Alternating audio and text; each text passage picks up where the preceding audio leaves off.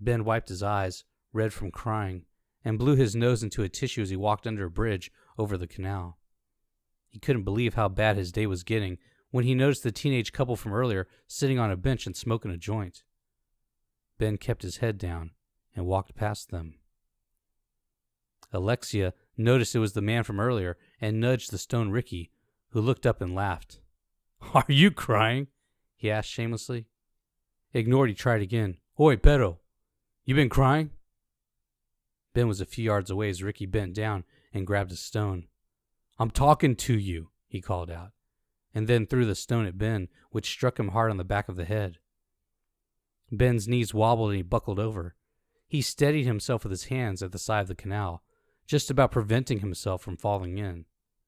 On all fours, he gazed at his reflection in the water and started mumbling to himself.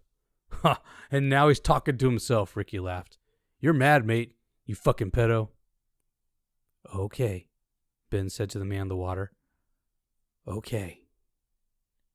Whilst lifting himself to his feet, Ben grabbed a half brick that lay on the ground beside him, then turned and quickly marched in Ricky's direction, determination and anger written all over his face. "Oh yeah? And what are you gonna do?" Ricky said, sticking out his chest and dropping his shoulders as he stepped forward, looking brave in front of his girlfriend. He should have run away. Ben didn't say a word. He just swung his straight arm around and crashed the corner of the brick into the side of Ricky's skull.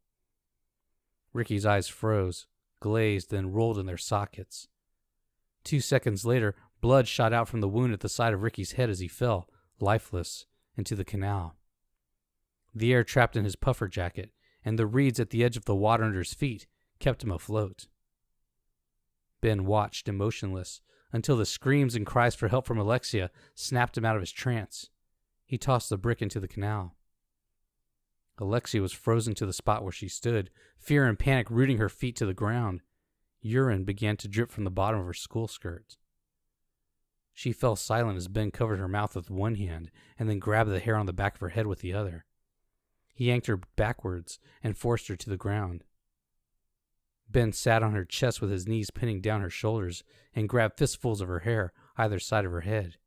She managed to scream one more word, "Please," before Ben violently lifted her head, then smashed it down onto the concrete floor as hard as he possibly could. She didn't scream anymore, but Ben didn't stop cracking her head until blood, hair, and bits of skull formed a lumpy puddle beneath her. Ben sat looking down on his victim and laughed. He laughed at the blood on his hands and the stains on his jacket before snapping back to reality. He was a killer, now suddenly in survival mode.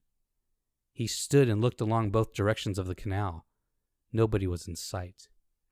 Ben dragged Alexia's corpse to the edge of the water and rolled her in.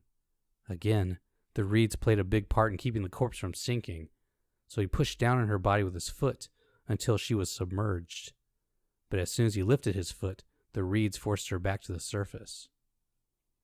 He stepped to the side and lowered himself back down on his knees and washed the blood from his hands and face in the filthy water, then stood and again checked for witnesses. He took off his jacket and folded over his arm, planning to ditch it in some random rubbish bin far from here. He took one more look at the bodies floating on the surface of the cold canal water. "Shit," he said. "You fucking kids had to push me."